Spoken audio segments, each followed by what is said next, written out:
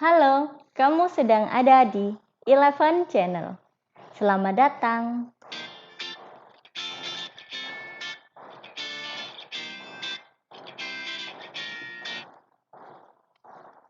Statistik pendidikan. Kita bahas tentang penyajian data ya. Jenis data. Ada data kualitatif, data yang bukan merupakan bilangan. Contohnya NIM, nomor induk mahasiswa.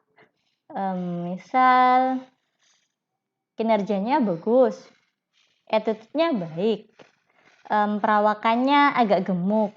Nah, seperti ini namanya data kualitatif.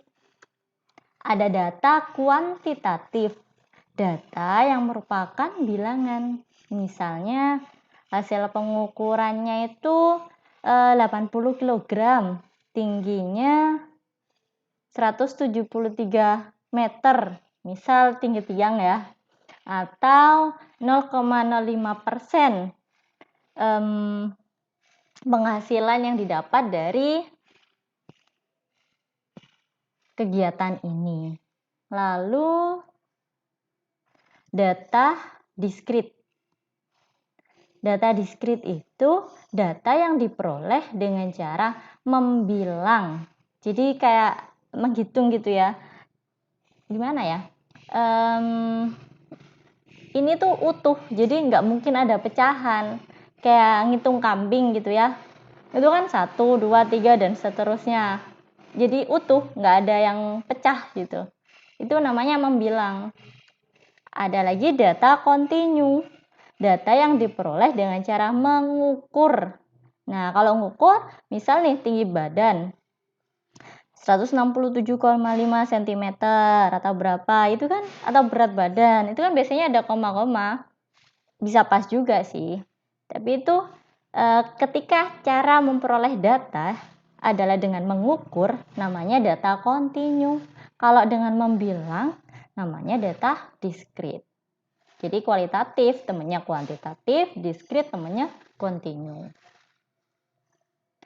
Untuk skala pengukuran data, ada skala nominal, yaitu skala pengukuran data yang berupa atribut. Jadi laki-laki dan perempuan. Misal nih nomor rumah 38 di situ, lalu nomor kendaraan, seri karcis. Jadi angka-angka di situ hanya berupa atribut.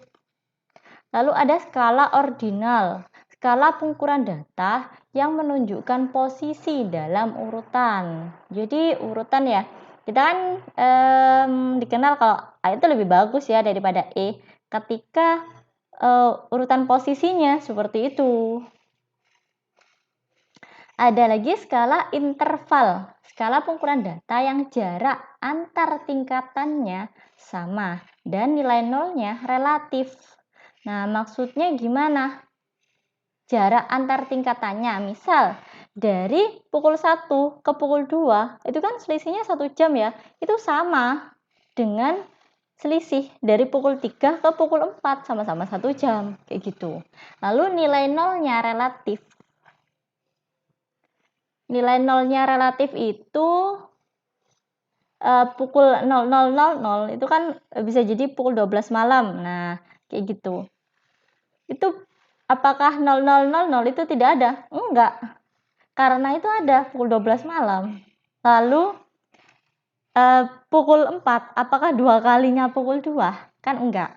Kayak gitu. Itu maksudnya nolnya relatif. Jadi tidak bisa kita perlakukan perkalian, pembagian, kayak gitu di sini. Nah, yang biasa kita kenal adalah skala rasio, skala pengukuran data yang jarak antar tingkatannya sama dan nilai nolnya mutlak. Nah, kayak gini. Misalnya data pendatang di beberapa desa, Gelang, Jikan, Kenongo. Nah, 0 itu artinya apa? Ya mutlak. Kalau 0 ya nggak ada. Nah, kayak gitu. Ini yang biasa kita kenal. Ini bisa contoh lain adalah pengunjung ke channel YouTube saya. Nah, dari bulan sekian sampai bulan sekian kayak gitu. Nah, ketika 0 berarti nggak ada kayak gitu. Lanjut kita ke penyajian data. Mengapa sih penyajian data itu sangat penting.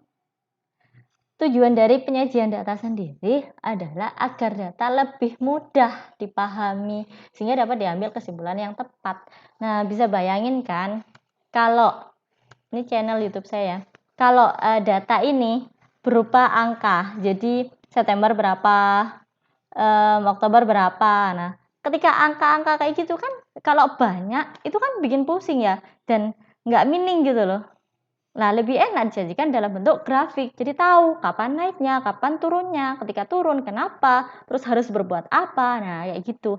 Jadi meaningful banget ketika datanya itu disajikan dengan cara yang tepat. Tepat ya. Jadi sesuai sama kebutuhan dan tujuan dari adanya data ini.